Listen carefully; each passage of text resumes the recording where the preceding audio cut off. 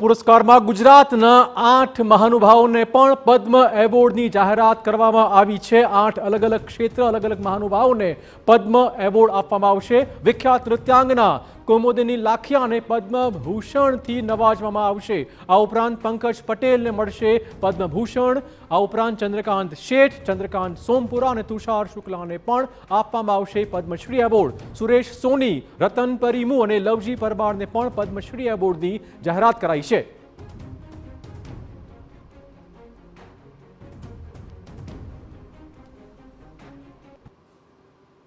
તો કુમુદિની લાખિયા કલા ક્ષેત્રે તેમના અમૂલ્ય યોગદાન માટે પદ્મ વિભૂષણથી સન્માનિત કરાયા છે।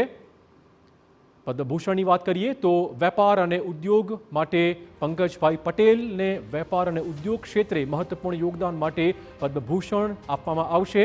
ચંદ્રકાંત શેઠને મરણોત્તર સાહિત્ય અને શિક્ષણ ક્ષેત્રમાં યોગદાન બદલ પદ્મ એવોર્ડ એનાયત કરાયો છે। ચંદ્રકાંત સોમપુરાને સ્થાપત્ય ક્ષેત્રમાંથી તેમના વિશિષ્ટ યોગદાન બદલ એવોર્ડથી નવાજવામાં આવશે।